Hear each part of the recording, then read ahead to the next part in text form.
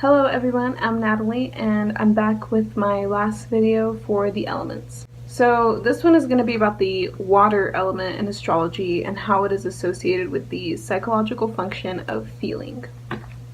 So this can obviously apply to psychology because these are Carl Jung's psychological or cognitive functions, and they're the same functions for personality types, which is your Myers-Briggs MBTI personality type.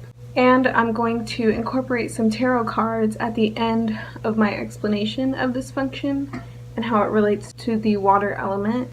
So water is connected with the function of thinking, and these two show how we process information. So people who are strong with feeling tend to make decisions based on emotions.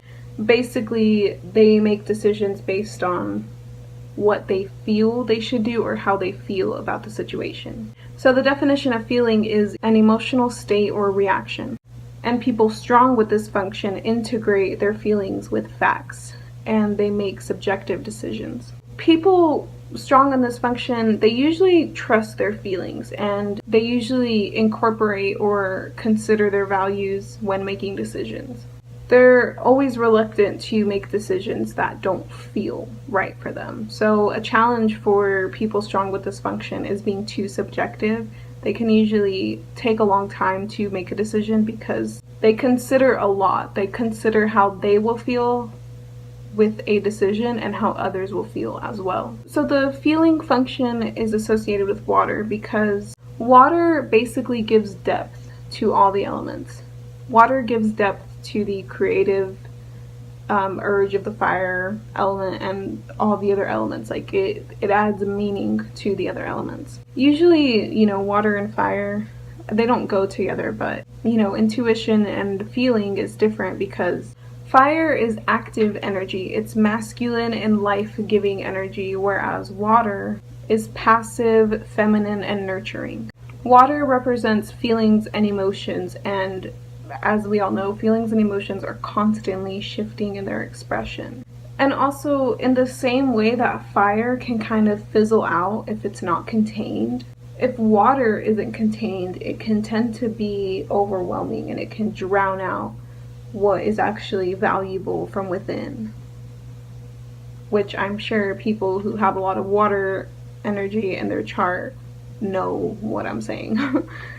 Especially if you have a water moon. So that's how water is associated with feeling. Now I'm going to talk about the tarot side of it, which in tarot, the suit of cups is associated with the water element. The suit of cups in tarot refers to love and relationships, and depending on the reading, it can mean that, but it could also just mean your inner experiences and your emotions about the situation, about whatever you asked in a reading. So for the suit of cups, I love all the court cards and it's kind of hard. It's kind of hard to just pick a few out and talk about them. But the court cards show kind of a process of maturing with your emotions, figuring out how you feel. The Ace of Cups is, to me, when I see this card, it's overflowing love. The cup is literally running over with love. So this to me is it shows so much love when it comes up. Two of Cups, it's love coming together with someone. So this one to me is probably the most relational cup card, the Two of Cups, because it literally shows two people coming together. The Ten of Cups is ultimate bliss with their emotions. This is ultimate emotional fulfillment. And then we've got some darker cards, which are the Five of Cups, the Eight of Cups. This is leaving something behind. And the Six of Cups is generally associated to be a good card, which I do think that it is. But this one to me just reminds me of nostalgia. You're feeling nostalgic about the past.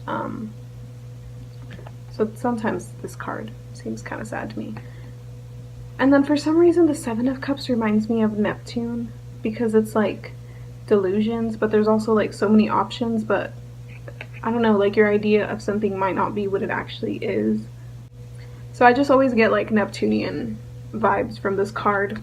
I don't think that it's associated with Pisces or anything, but I just do. And then for the major arcana, which the major arcana cards are cards that are represent like steps in a journey, steps in a life journey. So each card represents like a different life stage or a different stage of the journey. So the cards associated with the water signs, the Chariot, which is Cancer, and I feel like this is Cancer because this is kind of mastering like your emotions, because you've got the white one, the white, what is that? Pharaoh? I legit don't know. It's like I know it, but I forgot what it's called. White and black, and this is like just a balancing both of those states of emotions. And you're kind of, you know, this could also show like your emotions are kind of like you're leading yourself by your emotions, by how you feel. So that's Cancer. Then Scorpio, which is the Death card. I love this card. Because Scorpio is Pluto and transformation, so death, you know, this card doesn't mean actual death. It just means, I mean, yeah, maybe death in a way, but more like a spiritual death, because it's like, it's about transforming yourself, like literally being like the phoenix. Like parts of you die, or it's like the end of some kind of chapter so that, you know, something new can come up, and it's the transformation of Scorpio. And then we've got the moon, which is Pisces. This is like going within, trying to use your intuition, trying to pick up on some hidden messages from within. And then for the planets, we've got the moon, which is the high priestess, which is funny that the moon isn't the moon. This is the moon. But the high priestess is like hidden, subconscious stuff. I wonder why this one wasn't Pisces. Then we've got Pluto, which is judgment. I love this card.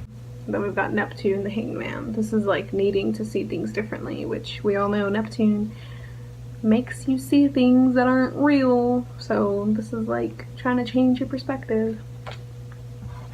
And then other planets, we've got Mars, which also is the co-ruler of Scorpio along with Pluto. This is the Tower. And then Jupiter, which is the co-ruler of Pisces along with Neptune. It's the Wheel of Fortune. So those are the cards for tarot that are associated with the water element and the water signs. So I hope that you like this series. Hopefully it kind of brought something new to think about for the elements. And look at your chart and see where the water signs are in your chart. If you know your personality type, is this a big function for you? Is this something that's a main theme in your life?